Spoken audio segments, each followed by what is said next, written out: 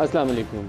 आज के प्रोग्राम के आगाज़ में हम तो पहले कमिश्नर रावलपिंडी का जो बयान है उससे करते हैं। कमिश्नर रावलपिंडी के बयान के हवाले से मेरा ख्याल ये था कि उन्होंने पाकिस्तान पीपल्स पार्टी और PMLN दोनों के लिए एक कैटलिस्ट का किरदार अदा किया उनके माहदे के लिए। एक ज़बरदस्ती की शादी है इन दो बड़ी जमातों के दरमियान। पाकिस्तान पीपल्स पार्टी किसी स्टेज पे भी तैयार नहीं थी, इस शादी के लिए रजामंदी का इजहार नहीं कर रही थी, लेकिन जब कमिश्नर का बयान आया उसके बाद उस एग्रीमेंट में तेज़ी आई और फिर मिडनाइट को एक स्टेटमेंट जारी होती है जिसमें बताया गया कि इत्तफाक़ राय हो गया है, प्राइम मिनिस्टर होगा PMLN से और प्रेसिडेंट होगा पाकिस्तान पीपल्स पार्टी से। ये कैसा तकलीफ़ दे निभा होना है, जितनी देर चलेगा किसी को ना इनको खुद सुख आना है ना पार्लियामान के अंदर चैन आना है, क्योंकि बड़ी लीडिंग पार्टी जो है वो बाहर बैठी हुई है जिसको सबसे पहले मौका मिलना चाहिए था। उसको बाहर निकाल के तो बाकी वोट देने वाला भी नहीं मानेगा और बाकी लोग भी नहीं मानेंगे। लेकिन कमिश्नर साहब के बयान ने ये कमाल ये किया कि ये दोनों जमातें जो रजामंदी नहीं दिखा रही थी ये रजामंद हो गई। आज उन्होंने इस सारा कुछ करने के बाद अचानक जो कहा जा रहा था उनका ज़हनी तवाज़ुन दुरुस्त नहीं है, शायद ख़ुदकुशी की सोच रहे हैं, आज उनका सारा कुछ निज़ाम दोबारा बहाल हो गया, सही हो गया, सोचने भी सही लगे। उन्होंने कहा अपने बयान पर शर्मिंदगी है, पूरी कौम से माफ़ी चाहता हूँ। मैं PTI को मुल्क गिर एहतजाज के लिए फ़ायदा देना चाहता था। चीफ जस्टिस काजी फ़ायज़ ईसा का इंतखाबी अमल में कोई किरदार नहीं है। PTI के एक अहम अहदेदार ने चीफ जस्टिस का नाम लेने के लिए कहा। ये भी उन्होंने कहा कि मैंने खुफिया तौर पर लाहौर का दौरा भी किया था। PTI की क़यादत से गुफ्तगू के बाद मुकर्रर करदा वक्त पर प्रेस कॉन्फ्रेंस की, रिटायरमेंट की वजह से बहुत दबाव में था। तमाम जिम्मेदारी कबूल करता हूँ और हुकाम के आगे ख़ुद को सरेंडर करता हूँ। किसी RO को हमायत या इंतखाबी अमल में मुदाखलत का हुक्म नहीं दिया। 32 साल सरकारी खिदमात अंजाम दी। 13 मार्च 2024 को मैंने रिटायर होना था। ये लियाकत चट्टा साहब का बयान है। ये बहुत ही मुज़क्कर खेज़ सूरत हाल है पाकिस्तान में। एक वो आप सेटअप अरेंज करते हैं ना बाकायदा, ये पूरा लियाकत चट्टा वाला वो रोल था। इसने आया, एक धमाका किया पूरे पाकिस्तान में। PTI एहतजाज कर रही थी कि हमारे फॉर्म 45 पे नंबर्स और हैं, 47 पे उसका रिज़ल्ट और है। उनकी बाज़ हलकों में हो सकता है शिकायत दुरुस्त हो और उनको इंसाफ भी मिलना चाहिए।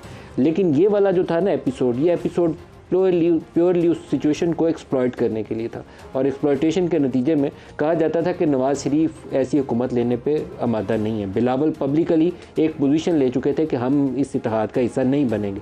पूरी कैंपेन, उनकी इलेक्शन कैंपेन इस इशू के ऊपर थी। तो वो दोनों फ्रीक जो इकट्ठे बैठने पे तैयार नहीं थे, इस प्रेस कॉन्फ्रेंस में उनको इकट्ठे भी कर दिया और आगे एक निभा कैसे चलेगा ये हमारे सामने आ जाएगा। PDM वाला एपिसोड दोहराया गया। अगर PDM 2.0 इसको इसलिए कहा जाता है कि 16 माह की हुकूमत में जो पाकिस्तान को मुश्किलात आई थी उससे कहीं ज़्यादा मुश्किलात का सामना करना पड़ सकता है। 7-8 इत्तेहादियों को साथ लेकर चलना उस वक्त भी मुमकिन नहीं था और एक माइनॉरिटी गवर्नमेंट जिसमें पाकिस्तान पीपल्स पार्टी वजारतों में हिस्सा भी नहीं ले रही होगी वफाक की सतह के ऊपर, तो क्या 80 नशिस्तों वाली पार्टी पाकिस्तान को चला पाएगी? ये एक बहुत बड़ा सवालिया निशान है। और चैलेंज क्या है, दूसरा हिस्सा उसको भी वजाहत करता हूँ।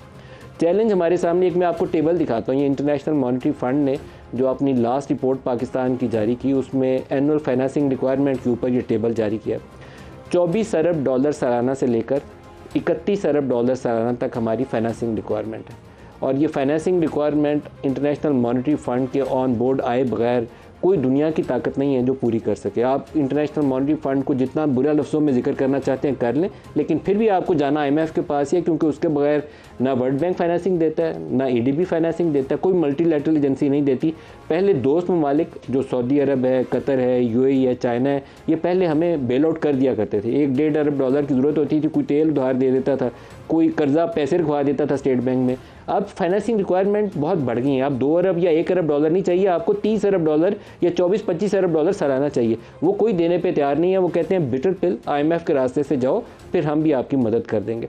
तो ऐसी सिचुएशन में एक और ख़बर सामने आई है और वो ख़बर जो है उसका माजी भी आपको रेफरेंस दूंगा, लेकिन पहले आज का बयान सुन लें। आज का बयान क्या है, दिखाइएगा। इन्फॉर्मेशन आपको देना चाहता हूँ। खान साहब ने कहा है उनकी तरफ से आज एक खत जारी होगा और वो खत जो है वो IMF को जारी किया जाएगा। उसमें हम वाज़े तौर पे ये कहेंगे कि अगर IMF ने कोई बातचीत करनी है तो पहले वो ये कंडीशन ये वाज़े कर दे कि ये जो रिगिंग हुई है जितने हलकों में, उन हलकों के ऊपर ऑडिट हो। अगर ये ऑडिट नहीं होता, ये जो धांधली है इसको ख़त्म नहीं किया जाता, तो फिर किसी किस्म का जो स्टेप होगा लोन देने का IMF का, वो पाकिस्तान के लिए नुकसानदेह होगा। बैरिस्टर अली ज़फ़र साहब ने ये बयान आज दोहराया है। इमरान खान ने जो हदायत दी हैं उसकी रोशनी में एक चीज़ थोड़ी सी हमें जहन में रखनी चाहिए। पीटीआई का ये मुतालबा कि जिन हलकों में रिगिंग हुई है वहाँ पर वोट ऑडिट किया जाए, मैं उसको सपोर्ट करता हूँ, लेकिन वो वोट ऑडिट पाकिस्तान के अंदर रहते हुए इन्हें मुतालबा करना चाहिए। पाकिस्तान में ट्राइब्यूनल में जाएँ, हाई कोर्ट्स में जाएँ, सुप्रीम कोर्ट में जाएँ, रोज़ाना की बुनियाद के ऊपर इलेक्शन डे से लेकर ऑनवर्ड मैं इनको सपोर्ट कर रहा हूँ। लेकिन ये वाला मसला जिसमें कहते हैं कि IMF आए और ये काम कर दे, या कल को कहें स्टेट डिपार्टमेंट आ जाए, या UN को हमने ख़त लिखना है, उसको मैं सपोर्ट नहीं करता। ये हमारे दाखिली फसाद का वो हिस्सा है जिसकी बुनियाद में सब लोगों ने हिस्सा डाला हुआ है खोखली करने में। PTI भी उसमें हिस्सेदार है। अगर पाकिस्तान में कोई इंतखाबी अमल आज तक शफाफ नहीं है तो सब में कोई ना कोई बेनिफिशरी होता है। एक पार्टी खसारे में होती है। 2018 के ऊपर यह था कि बेनिफिशरी इमरान खान है। इस दफ़ा इल्ज़ाम यह है कि बेनिफिशरी PMLN है, ख़ास तौर पर उसके ऊपर बोझ है। पीपल्स पार्टी के ऊपर भी इल्ज़ाम है, PTI खसारे में। तो इसका हल इन सियासतदानों के पास है, IMF को ख़त लिख कर दावत देने में नहीं है। जब 10 अप्रैल 2022 को इमरान खान के ख़िलाफ़ अदम एतमाद हो गई तो उस वक्त भी एक तारीख मौजूद है, और वो ऑडियो क्लिप्स जब लीक किए गए तो उसके ऊपर भी बहुत लेते हुई। लेकिन मैं आपको हवाले के तौर पर दिखाना चाहूँगा कि हमें सियासत को सियासी अंदाज में रखना चाहिए, उसको पाकिस्तान के स्टेक्स जो हैं उनको कंप्रोमाइज़ करने पर नहीं लगाना चाहिए। दिखाइएगा शौकत तरीन साहब के वो जो ऑडियो लीक्स हुई थी वो क्या थी। इससे सर एक चीज, इससे हमारी स्टेट को तो नुकसान नहीं होगा सर। मैं would Pakistan as a state suffer because of this? They are treating your chairman and everybody else.